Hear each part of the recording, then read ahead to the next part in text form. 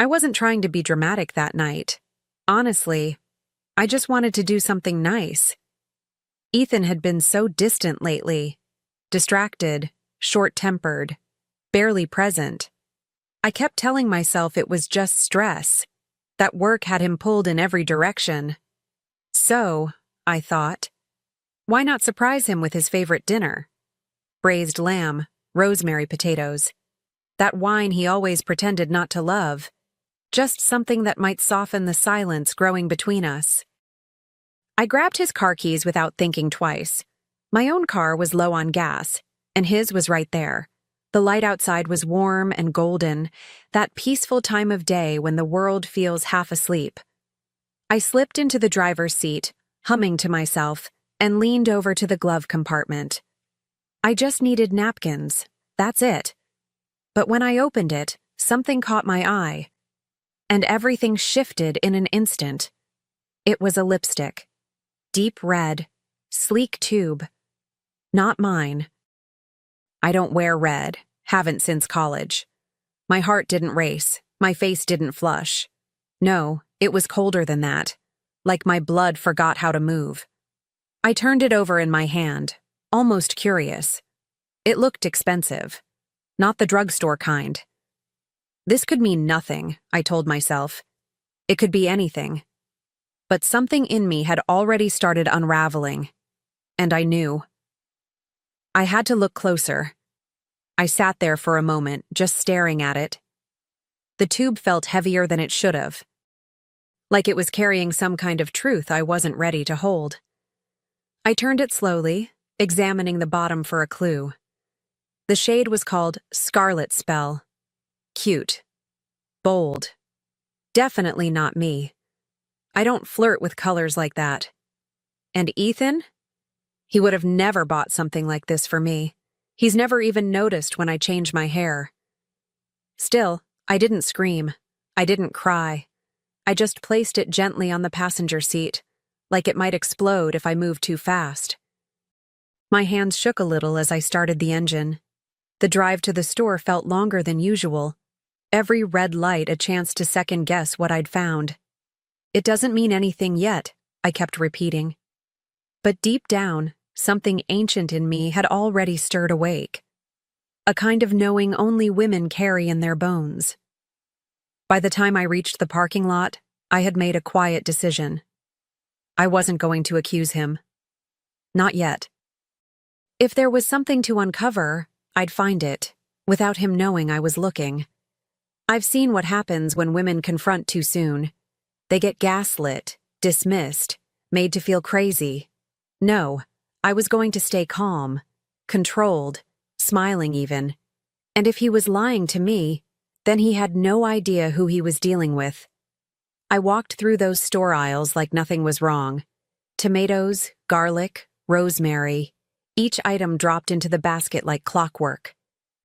But inside, my mind was weaving a web, replaying conversations, scanning for inconsistencies. I thought back to last Tuesday when he said he was working late, and how he came home smelling different. Not bad, just not like me. A scent I couldn't name, but now I wondered if it had a matching lipstick. At checkout, I smiled at the cashier, waved goodbye. On the surface, I was the same woman I'd always been, warm, patient, devoted. But something had shifted, quietly but permanently. That lipstick had cracked open a door I didn't even know existed. And whatever was behind it, I was ready to face it, on my terms. By the time I got home, Ethan was already back, in the shower, humming like nothing in the world could touch him. I placed the groceries on the counter, slow and deliberate, and pulled the lipstick from my purse. I turned it in my hand one more time, then tucked it in the drawer beneath the sink. It wasn't time to ask questions yet. No, first I needed answers. And I had a feeling they were closer than he thought. That night, while he showered, I moved like a ghost through the house. Quiet, unbothered, focused. I opened the bathroom drawer where I'd hidden it. The lipstick. I studied it under the warm kitchen light this time, like a detective studying a clue. The brand was luxury, high-end, the kind of thing someone wears when she wants to be noticed. And then I saw it. Tiny, elegant letters engraved on the gold rim. AM. My pulse quickened, but I stayed calm. Initials, I thought. Not mine, not anyone I knew. But maybe his, maybe hers. I turned it over again and again, like it might whisper something if I stared long enough. I thought about asking him right then, catching him off guard. But that's not how this would go. I needed more than a hunch. I needed proof. The kind you can't wiggle out of with lies or charm. The next morning, I kissed him on the cheek and wished him a good day. I packed his lunch, just like always. He smiled, said thank you, called me sweetheart, the usual script. But I noticed the new cologne. Not the one I gave him last Christmas. This one was sharper, muskier, seductive almost. I watched him leave like I always did, waving from the porch. But this time, I wasn't sending him off with love. I was sending him off with a question. Over the next few days, I became someone else entirely. Still me, but sharper, more alert. Like a hawk watching the ground for movement. I started paying attention to everything. The way he locked his phone screen when I walked by. How he flinched slightly when I mentioned plans for the weekend. And then came the shirt. A white button-down I was folding in the laundry room. Right on the collar, barely there. A soft smear of red. I held it close to the lipstick I'd hidden. Same tone, same shimmer. My stomach tightened, but I didn't cry. No tears. Just facts. I bagged the shirt and put it away in the back of the closet. If he wanted to play games, I'd play better. No outbursts, no yelling. That's what they expect. Emotional chaos. But I was past that. I wanted him to feel safe, unbothered, maybe even smug. That's when they slip. I started checking his calendar, his call logs, even his gas receipts. He wasn't covering his tracks well. Thursday night meetings that ended too late for a quick dinner, but not late enough for exhaustion. Saturday errands that took 3 hours and came back with nothing but a bottle of wine and an empty smile. And through it all, I smiled too. Sweet, steady. The picture of a loving wife. But inside, I was already cooking something far more satisfying than dinner. I started testing little things. Nothing major, just nudges. I asked if he wanted to do a date night, watched him hesitate. I brought up an old friend of mine just to see if he'd mention this AM woman by accident. But he didn't flinch. He was too polished now, too rehearsed. The charm had returned. The smiles, the casual hand on my back as he passed by in the kitchen. Almost like he was trying to remind me how lucky I was. But I wasn't fooled. I was fascinated. The better he played the doting husband, the more I knew something was rotting underneath. And that rot had a name. I could feel it. He was hiding someone, and she didn't even know I existed yet. That's when it hit me. If he was lying to both of us, maybe it was time we met. But not in the way he'd expect. I stood in front of the mirror that evening, holding the lipstick like a key. I wasn't going to scream into the void or beg for truth. No, I was going to rewrite the script entirely. If Ethan wanted a performance, I'd give him one he'd never forget. And the first step? Figuring out exactly who AM really was. I didn't pull away. I leaned in. Hard. I became the kind of wife men brag about in office break rooms. Packed lunches with handwritten notes. Morning texts that said, "Thinking of you," with a heart emoji. I even complimented the shirts that still smelled like lies. And he lapped it up. Every smile I gave him felt like a little test. And he kept passing, convinced I was blind. He started relaxing again, like the air around him had cleared. The late nights returned, but so did the casual kisses. He laughed more, touched me more, probably thinking whatever distance had been between us had simply vanished. And maybe that's what made it all so delicious, knowing he thought he'd gotten away with it. That I was the same woman waiting by the door with a glass of wine and no questions. But behind the scenes, I was working. Quietly. Carefully. I booked a salon appointment under the name AM, just to see if anyone would blink. I created a fake profile with a different name, different face. Nothing flashy, just someone his type might follow. I started watching the women he liked, followed, interacted with. One stood out, beautiful, flirty, and very proud of her selfies, especially the ones taken in a car that looked a little too familiar. Her name was Ariana Morris, mid-30s, gorgeous but not in a polished way, more like she'd roll her eyes at compliments and still know exactly the effect she had. Her profile was public, which made things easier. I scrolled through her feed like I was flipping pages of a book I hadn't meant to open, but couldn't put down. And there it was, a photo of her in a passenger seat. Burgundy leather, same dash, same mirror charm Ethan bought in college. I zoomed in. No denying it. That was our car? My car, technically, the one I drove when he borrowed it for errands. She captioned it with something stupid like, "When Fridays feel like magic." I stared at the image for a long time, wondering if she knew.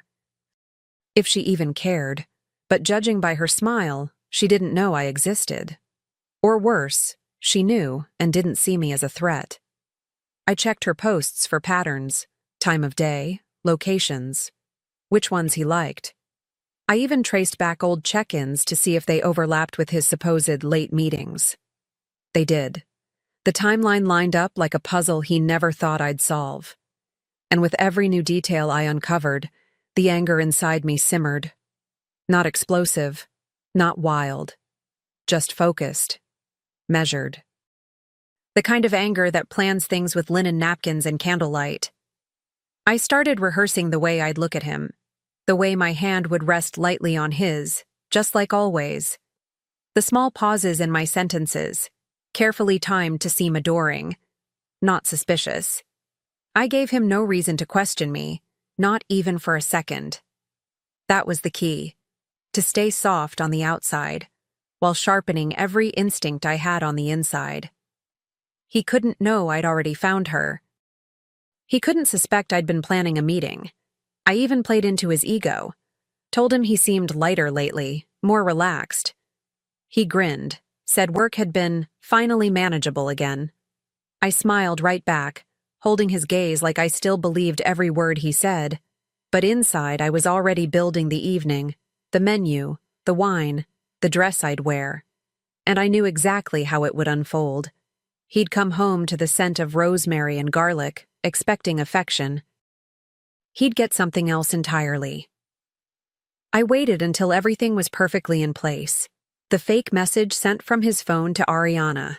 The time, the date, the address, no detail left to chance. Because if he was going to lie to both of us, then the least I could do was set the table for the truth. And soon, very soon, they'd both be seated. I told him he deserved a special night. Just the two of us. "You've been working so hard," I said with a smile. "Let me spoil you a little." He looked surprised, flattered even. The kind of reaction that tells you everything about where their guilt sits. I lit the candles, set the table with the good dishes we only use for anniversaries, cooked every bite from scratch. His favorite meal, down to the garlic butter on the bread. He walked through the door like a man returning to safety. I greeted him with a kiss on the cheek, a glass of wine, and the softest version of my voice. "Dinner's almost ready," I said. He relaxed into the evening like it was exactly what he needed, and in a way, I guess it was, just not the way he thought. He asked what the occasion was. I shrugged. Love doesn't need a reason, right? He bought every second of it. Sat down, commented on the music. "You really went all out," he said, slicing into his food with a grin. I laughed lightly. "Of course, tonight's important." And just as he reached for his drink, right on cue, the doorbell rang. He froze, fork in midair. "Are you expecting someone?" he asked. "No," I said, with a smile so gentle it could cut glass. "But you are." He stood slowly, almost like his body was moving before his brain could catch up. I watched his back as he walked to the door, shoulders tightening, hesitation in every step. He opened it, and there she was, Ariana, in a fitted black dress, holding her purse with a confused little smile. "Hey," she said softly. "You told me to come." "You said you wanted me to meet someone." Her voice trailed off the second she saw me. I stayed seated, calm, composed, my wine glass in hand, the candlelight catching the rim just right. Ariana blinked, glanced back at Ethan, then back at me. Her eyes widened as the puzzle pieces snapped into place. "You must be Victoria," she said, voice tightening. I nodded. "And you must be AM." I motioned to the empty chair across from me. "I saved you a seat. I figured since you two share a car, you might as well share a meal." Ethan's face was a masterpiece of panic. He looked from me to her and back again, his mouth opening, then closing, like a fish pulled from water. This isn't what it looks like," he finally stammered. I tilted my head. "Oh, I think it's exactly what it looks like." My tone was soft, too soft, that kind of quiet that unsettles a man more than screaming ever could. I gestured to the wine. "Join us, Ethan. I wouldn't want you to miss your big moment." Ariana didn't sit. She stood frozen by the door, eyes darting between us, breathing shallow. I could see it on her face. That slow, creeping horror of realizing she hadn't been special. Just a piece in a story she didn't know had a leading lady. She clutched her purse a little tighter. "You never told me you were married," she whispered. Her voice cracked, but I didn't look at her. My eyes were locked on Ethan. He looked like he might throw up. "Victoria, he began, but I raised a hand. "Save it. You've said enough. To both of us." He tried to reach for me, some pathetic gesture of damage control. I leaned back in my chair. "I just wanted to see her face," I said, still calm. "To know who you thought was worth risking everything for." I turned to Ariana then, finally. "Now you know too. Hope he was worth it." Without another word, she turned and walked out, her heels clicking against the tile like punctuation marks. The silence that followed was thick, heavy, alive. Ethan stood there, lips parted, but I was already rising from my chair. I reached into the drawer by the table, pulled out a folder, and slid it toward him. "Dessert's off the menu tonight," I said, "but I do have something sweet for you." He didn't touch the folder, just stared at it like it might catch fire. Inside were the divorce papers, already signed on my end. Clean, unapologetic. I didn't need a scene or an explanation, just closure. "You'll need to vacate by the end of the week," I said calmly as I started collecting the plates. "The lease is in my name. Utilities too. I've already spoken to the landlord." He looked stunned, like he'd just realized the game was over and he wasn't holding any cards. He opened his mouth, probably to beg or lie or blame stress, they always do, but I didn't give him the space. "Don't," I said, not harshly, just final. "You made choices, and now you get to live with them." He tried to follow me into the kitchen, but I stopped him with just a glance. That was all it took now. One look. Because the power had shifted, and we both knew it. Later that night, I heard him crying in the guest room. I didn't flinch. Not out of cruelty, just peace. The kind of peace that comes when a storm finally stops pretending it's just rain. I sipped my tea, turned the page of my book, and let the silence wash over me like a baptism. I was no longer the woman waiting for his attention. I was the woman who'd taken her life back and set it gently on fire to keep herself warm. The next morning, I changed the locks, not out of spite, out of necessity. I needed to reclaim every inch of space he'd polluted with lies. I boxed up his things with the same care I once folded his shirts. Labels, neat piles, taped shut. I didn't smash anything, didn't burn a single photo. I wasn't erasing the past, I was simply refusing to let it weigh me down. And every box by the door felt like a small exhale I'd been holding for years. I blocked his number after he sent the 6th message in 2 hours. Long apologies, old photos, half-written memories meant to make me soften. But I didn't soften. I'd done enough soft. I left the messages unread, deleted his contact, and turned my phone face down.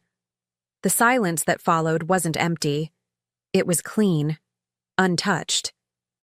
It felt like the first white page of a brand new book, and for once I didn't need anyone else to help me write it. In the days that followed, I didn't cry, I didn't drink, I didn't spiral.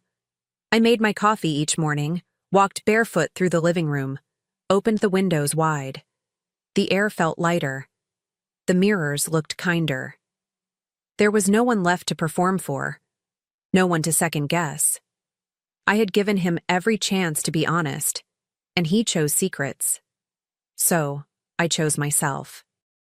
A few weeks later, I took the car for a long drive, the same one he used to borrow when he said he needed space. Only this time, the seats were clean. The glove compartment was organized, and inside, I placed a single lipstick. Mine. A soft mauve with my initials carved into the gold cap. Not a message to him, just a reminder to myself. That I could take back what was mine, piece by piece. That I was no longer in the passenger seat of my own life. I pulled over at our favorite overlook. Or at least, it used to be. Watched the sky stretch wide and unapologetic, just like I wanted to be. I took a breath, deep and full, without the weight of wondering who he was texting or what excuse I'd be fed next. There was nothing left to uncover. No more lies hiding in plain sight. Only the quiet hum of freedom and the strange beauty of a chapter finally closed. As I turned the key in the ignition, I caught my reflection in the rearview mirror. My eyes looked steady. My mouth? Almost smiling. I leaned back in the seat and whispered, "If you leave proof of your betrayal, I'll leave a mark you'll never forget." Then I drove off, not running, not escaping, just moving forward with both hands on the wheel. "Your role is being absorbed by my new team," Tracy announced, her voice echoing through the conference room. "Your access ends today." I felt every eye in the quarterly meeting shift to me. Some expressions showed shock, others pity, but most reflected confusion. A wave of uncomfortable murmurs rippled through the room. "I see," I replied, my voice steadier than I expected.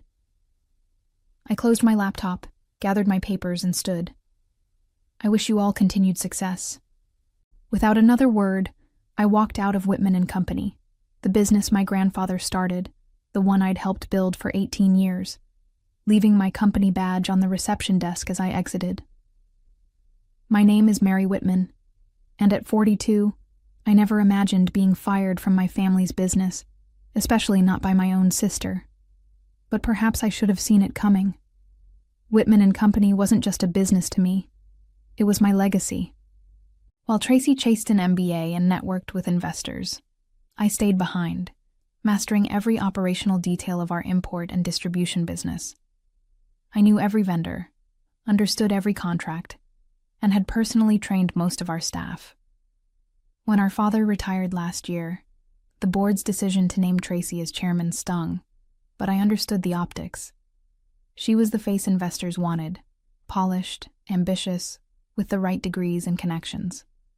I drove home in silence, replaying Tracy's triumphant expression as she announced my dismissal. She'd always seen me as competition rather than an ally. Growing up, if I received praise for my hard work, Tracy found ways to eclipse it with flash and charm. She didn't want to share credit, She wanted to erase my contributions entirely. As I pulled into my driveway in Nashville, my phone buzzed. It was Thomas, our logistics director. "Mary, what the hell happened?" His voice was tight with anger. "Half the office is in shock." "Politics happened, Thomas. Tracy's been planning this for months. What will you do now?" I allowed myself a small smile, thinking of the folder sitting on my home office desk. I have options. What Tracy didn't realize was that I'd seen this coming. 6 months ago, when she started excluding me from strategic meetings and questioning decisions I'd made for years, I recognized the pattern. I began preparing quietly, meeting with investors, securing legal counsel, and even leasing office space in a building 15 minutes from Whitman and Company. "Call me tomorrow," I told Thomas. "Get through today and we'll talk soon." I ended the call and walked inside, feeling strangely light. The chess piece had been moved. Now it was my turn. The following morning, my phone wouldn't stop ringing. The first call came from Abigail, our client services director, at 7 a.m. "I just submitted my resignation," she said without preamble. "I'm not working for someone who operates like that." "Abigail." "No, Mary. I've watched you build relationships with every client we have. You're the reason we retained Blue Ridge Trading when they were considering switching suppliers. You personally flew to Chicago when Westcrest Industries had that shipping disaster." I sighed, remembering those sleepless nights. "We did what was necessary." "Exactly. And now Tracy thinks she can just replace you? With who? That consultant who doesn't even know where our warehouse is located?" By noon, Thomas had called to say he'd also resigned, followed by our entire logistics team. The finance director, who had worked alongside my grandfather when the company was still operating out of a garage, stopped by my house with a bottle of whiskey and his letter of resignation. 30 years, Mary," he said, shaking his head as we sat on my porch. "Your grandfather would be furious if he could see this." I poured us each a glass. "He built something special. So did you. The company doubled its client base under your operations strategy." He raised his glass. "To whatever comes next." I hadn't asked a single person to leave. In fact, I'd been careful not to discuss my plans with anyone at Whitman and Company. But as the day progressed, so did the text messages and calls. By evening, I learned that more than 20 staff members had resigned, including our entire operations team and half of client services. My father called around 6 p.m., his voice strained. "Mary, what's happening at the company? Tracy says there's some kind of mass exodus." "I didn't organize this, Dad," I said truthfully. "People make their own choices." "Tracy says you're poaching staff." I felt a flicker of annoyance. "I was fired yesterday. I haven't offered anyone a job." A long pause followed. "I might have made a mistake," he finally admitted. "Maybe, but it's done now." After we hung up, I opened my laptop and reviewed the business plan I'd been developing. Whitman Solutions would focus on streamlining logistics for boutique wholesalers, the exact clients Tracy had been neglecting in favor of pursuing larger accounts. I'd already secured funding from 2 investors who believed in my vision and had signed a lease on office space. The foundation was set. Now, I just needed a team. 3 days after my dismissal, I signed my first client. Ironically, a former Whitman and Company account that Tracy had deemed too small to be profitable. 2 more followed by the end of the week. My home office quickly became insufficient, as impromptu meetings with former colleagues filled my calendar. It was time to accelerate my timeline. On Monday morning, I drove to the office space I'd leased in a renovated factory building downtown. The large open floor plan featured exposed brick walls, abundant natural light, and enough room for 30 workstations. I stood in the center of the empty space, imagining what it could become. My thoughts were interrupted by a knock at the open door. Thomas stood there with Abigail and 5 other former Whitman employees. "We heard you might be setting up shop," Thomas said with a smile. Thought you could use some help. I hesitated. I haven't officially offered anyone a position. We know, Abigail replied, but we've all worked together for years. We know what you're capable of building. The weight of their trust settled on my shoulders. These people had walked away from secure jobs on the principle of loyalty. I couldn't disappoint them. I can't guarantee anything yet, I cautioned. Whitman Solutions is still just a business plan and some startup capital. Thomas laughed. Mary, stop. You've been running a multi-million-dollar operation for years. The only difference now is that your name will be on the door. By the end of the day, we had arranged desks, set up a temporary network, and created a workflow plan. Everyone took roles similar to what they had done at Whitman and Company, but with expanded responsibilities. The energy in the room was electric, something I hadn't felt at the family business in years. That evening, as most of the team headed home, I received a text from Tracy. This is a legal matter now. Expect to hear from our attorneys. I showed the message to Thomas, who had stayed behind to help with the network setup. She's bluffing, he said. What's the legal issue? You haven't violated any non-compete. You haven't taken company property and everyone left voluntarily. She's angry. The warehouse manager told me they couldn't fulfill 3 orders yesterday because nobody knew the procedures. He shook his head. That's not your problem anymore. No, I agreed. But it is our opportunity. I opened my laptop and showed him the spreadsheet I'd been working on. A list of Whitman and Company's smaller accounts, all of which Tracy had categorized as low priority. These clients have been neglected for years, I explained. They need a partner who values their business. Thomas studied the list. This is at least $2 million in annual revenue if we can convert half of them. Exactly, and we already have 3 signed. I closed the laptop. Tracy removed me from the company, but she forgot that the company isn't just a building or a name. It's relationships, knowledge, and trust. Thomas smiled. And those walked out the door with you. The cease and desist letter arrived the following day, demanding that I immediately discontinue all efforts to appropriate Whitman and Company clients and personnel. Tracy had wasted no time.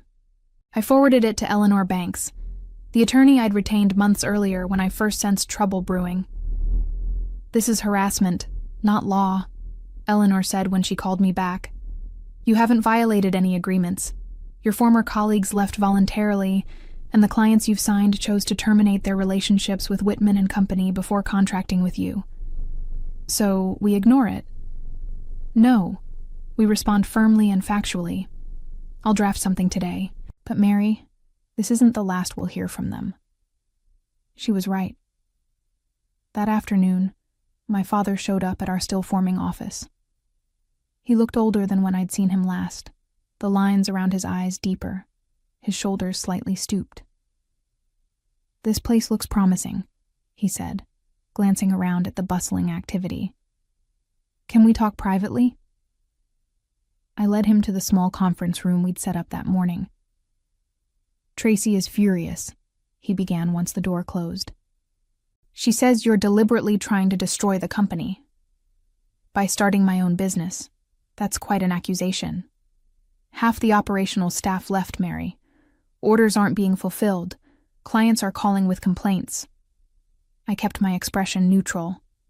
And how is that my responsibility? I was fired, remember? In front of the entire company, with no warning and no transition plan. My father winced. I didn't know she planned to do it that way. But you knew she planned to do it. He looked away, his silence confirming what I'd suspected. My own father had approved my removal. The board is considering legal action, he finally said. They believe you orchestrated this mass departure. I leaned forward. Did you bring any evidence of that? Any emails where I solicited staff? Any recordings of me asking people to leave? Because there aren't any. People trust you, Mary. They follow your lead. I haven't asked anyone to follow me anywhere. They made their own choices after seeing how Tracy operates. My father sighed heavily. She's young. She'll learn. At what cost? The business grandfather built? The relationships I've maintained for 18 years? I'm asking you to consider a resolution, he said. Maybe you could come back as a consultant, help rebuild the operational structure. I nearly laughed. So Tracy can fire me again once everything's fixed? She made a mistake. She admits that now. Does she? Because the cease and desist letter suggests otherwise. I stood up. Dad, I gave everything to Whitman and Company. Nights, weekends, vacations interrupted by emergency calls. I earned the respect of our staff and clients through years of solving problems and keeping promises. Tracy thought she could erase all that with a single announcement. She was wrong. My father looked defeated. What do you want? Money? A public apology? Neither. I want to build something of my own, with people who value integrity and hard work over titles and politics. I'm sorry that's not with Whitman and Company anymore, but that wasn't my choice. After he left, I found Abigail waiting outside the conference room. Everything okay? Family business, I said with a wry smile. Complicated as always. We just got another call from Riverview Imports, she said. They want to schedule a meeting. Riverview was one of Whitman's largest accounts, one I had personally secured 5 years earlier. The thought of them reaching out sent a jolt of adrenaline through me. Set it up for tomorrow, I replied, trying to keep my voice level. And Abigail? Let's make sure we're ready to handle an account of that size. She grinned. We already are. The Riverview meeting exceeded all expectations. Their purchasing director, Gregory Pearson, had worked with me for years and didn't mince words. We tried to make it work with Whitman after you left, he explained as we sat in our conference room. But 3 shipments were delayed. Documentation was missing, and frankly, no one could answer our questions. I'm sorry to hear that, I said diplomatically. Don't be. Their loss is potentially your gain. He slid a folder across the table. This is what we need. Can Whitman Solutions handle it? I opened the folder and reviewed their requirements. It was substantial, nearly double the volume of any client we'd signed so far. We can handle it, I confirmed after careful consideration. We have the expertise and the systems. We're still building out our warehouse capacity, but we can manage this volume. Good. I've got approval to sign a 6-month trial contract, with the option to extend to 3 years if all goes well. As we worked through the details, I felt a sense of validation wash over me. This wasn't just any client. This was proof that what we were building had real value. After Gregory left, I gathered the team to share the news. The celebration was just getting started when my phone rang. It was Eleanor. Mary, are you sitting down? She asked. What's happened? Whitman and Company just filed for a temporary restraining order against you and Whitman Solutions. They're claiming theft of trade secrets, tortious interference with business relationships, and several other colorful accusations. My stomach dropped. On what grounds? They're alleging you copied confidential client information and proprietary logistics systems before you left. They've submitted a declaration from Tracy claiming she has evidence you accessed restricted files in the weeks before your termination. I felt the blood drain from my face. That's impossible. I know. But they've convinced a judge to grant a temporary hearing. We need to prepare a response immediately. I ended the call and found everyone staring at me.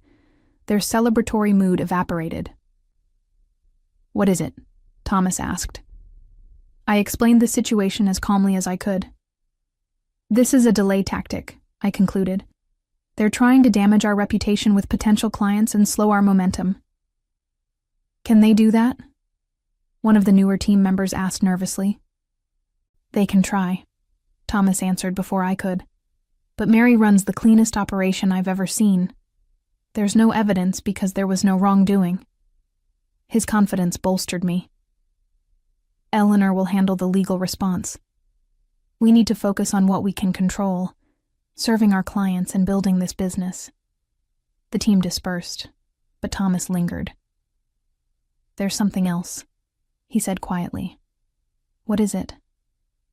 "I've been hearing from friends still at Whitman. Tracy's brought in management consultants.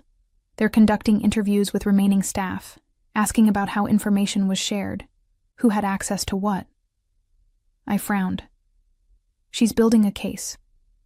Or trying to. But here's the interesting part. The board isn't unanimous about this approach. 2 members have expressed concern that the litigation will be more damaging than helpful." "Who told you that?" "Jennifer from accounting.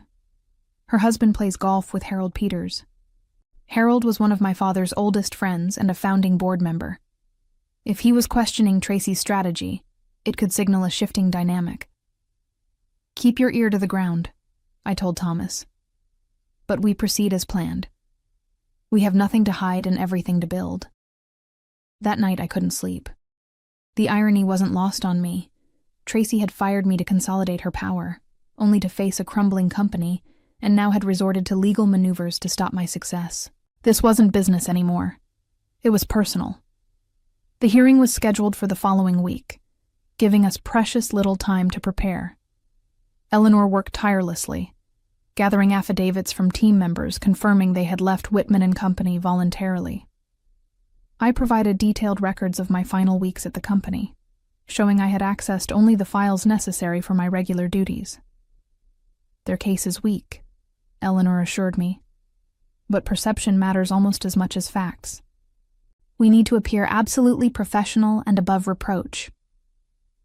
The morning of the hearing, I dressed carefully in a conservative navy suit, pulling my hair back into a simple style that conveyed competence rather than flash. As I drove downtown to the courthouse, my phone rang. The caller ID showed Dad. I hesitated before answering. "Hello?" "Mary, I tried to stop this," he said, his voice strained. "The lawsuit. I told Tracy and the board it would only make things worse. But they didn't listen. No. Tracy has convinced most of them that you planned this from the beginning, that you deliberately sabotaged the company." I gripped the steering wheel tighter. "And you? What do you believe?" A long pause followed. "I believe I made a mistake when I supported Tracy for chairman. I was impressed by her credentials, her connections. But I forgot what really makes a business work."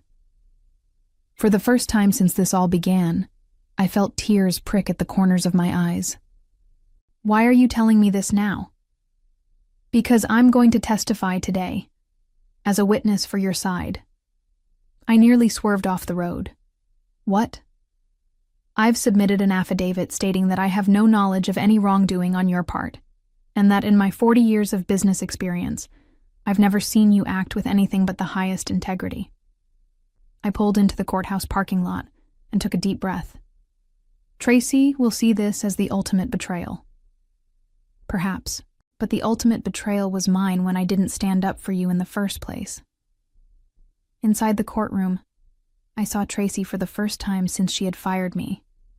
She sat rigidly beside her attorneys, her expression coldly confident. When our eyes met, she didn't flinch or look away. I nodded slightly and took my seat beside Eleanor.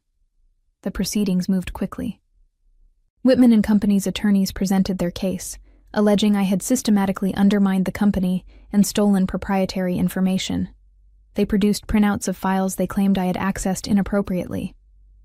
When it was our turn, Eleanor methodically dismantled their arguments. She presented testimony from the IT director, who had also resigned, confirming that the files in question were ones I regularly used in my role. She submitted declarations from clients stating they had sought out Whitman Solutions on their own initiative after experiencing service problems. And then came the moment that changed everything. My father was called to testify. He walked to the witness stand, looking every bit the distinguished businessman he had always been. But when he spoke, his voice carried an emotion I rarely heard from him: regret. "My daughter Mary has been the operational backbone of Whitman and Company for 18 years, he stated clearly. Her removal was abrupt and without proper transition, a decision I regrettably supported at the time. Any subsequent issues the company has faced are the result of that poor management decision, not any misconduct on Mary's part. The judge listened attentively, occasionally glancing at Tracy, whose face had turned ashen. When all testimony concluded, he took only a brief recess before returning with his decision. The court finds insufficient evidence to support the claims against Mary Whitman and Whitman Solutions. The request for a temporary restraining order is denied. Outside the courthouse, reporters had gathered, alerted to the family drama playing out in the business community. As cameras flashed, I stood beside my father and Eleanor, maintaining a dignified silence while Tracy pushed through the crowd to her waiting car. The battle was won, but the war was far from over. The legal victory created unexpected momentum for Whitman Solutions. Within days, 3 more former Whitman and Company clients reached out to schedule meetings. The Nashville Business Journal ran a feature story about the courthouse drama, and while I had declined to comment directly, the article painted a flattering picture of our new venture. What truly surprised me was the impact on Tracy. According to Thomas's sources, she had been reprimanded by the board following the failed legal action. The litigation costs and negative publicity had only compounded Whitman and Company's operational problems. A month after the hearing, my father invited me to dinner. We met at a quiet restaurant away from the business district, where he looked more relaxed than I had seen him in years. "The board held an emergency meeting yesterday," he said after we ordered. "Tracy has been placed on probation. They've appointed a co-chairman to oversee operations while she focuses on client retention." I absorbed this news carefully. "Who's the co-chairman?" "Harold Peters. He was the most vocal opponent of the lawsuit against you." "And how does Tracy feel about this arrangement?" My father smiled slightly. "About as well as you'd expect. She argued against it, but the quarterly numbers were impossible to ignore. Revenue is down 28%. I took a sip of water, considering my response. "I'm not celebrating their struggles, Dad." "I know you're not. That's the difference between you and Tracy." He leaned forward. "The board has also authorized me to approach you about a potential collaboration." "What kind of collaboration?" "Nothing that would compromise Whitman Solutions. Just a limited partnership for certain large-scale projects that would benefit from our combined resources. Think of it as a first step toward healing." The proposal was unexpected. Part of me wanted nothing more to do with Whitman and Company, but another part recognized the practical benefits of such an arrangement. "I'll consider it," I said finally. "But I'll need to discuss it with my team. They left because they believed in a different way of doing business." "Fair enough," my father agreed. "They put their trust in you. Don't betray that." The partnership proposal sparked intense debate among our leadership team. Some saw it as a vindication and a smart business move. Others worried it would undermine everything we had built. "We left because of how Whitman operates," Abigail argued during our strategy meeting. "If we partner with them, aren't we tacitly endorsing those practices?" "Not necessarily," Thomas countered. "We'd be setting the terms. We could actually influence them to improve their operations." I listened carefully to every perspective, appreciating the passion and principles that drove each team member. After 3 hours of discussion, we agreed to a series of conditions under which we would consider the partnership. I presented these terms to my father the following day. Whitman Solutions would remain completely independent. The partnership would be project-based only. Our team would have full operational control over any joint ventures, and Tracy would have no direct authority over our staff. "These are strong terms," my father observed after reviewing the document, "but not unreasonable given the circumstances." "They reflect our values," I replied. "We've built something special here, and we won't compromise that." A week later, the Whitman and Company board unanimously approved our terms, with one abstention, Tracy. The news made the front page of the business section. "Whitman family reconciles in groundbreaking partnership," read the headline, accompanied by a photo of my father and me shaking hands in front of the Whitman Solutions office. As I reviewed the finalized agreement, a notification popped up on my computer, an email from Tracy. I hesitated before opening it, preparing myself for bitterness or accusations. Instead, I found something unexpected. Mary, the board has made their decision, and I will comply professionally. You've won this round through means I still question. But know this, I'm watching and learning. This isn't over. Tracy. I forwarded the email to Eleanor with a simple note. For the record. Then I turned my attention back to leading my company, the work that had always mattered most. When our receptionist buzzed to say Riverview's representatives had arrived for our contract renewal meeting, I smiled. Tracy was right about one thing. This wasn't over. It was just beginning. As I walked into the conference room, I reflected on how differently things had turned out from what I had initially planned. I hadn't sought revenge. I had simply created something better. And in doing so, I had achieved the most satisfying victory of all.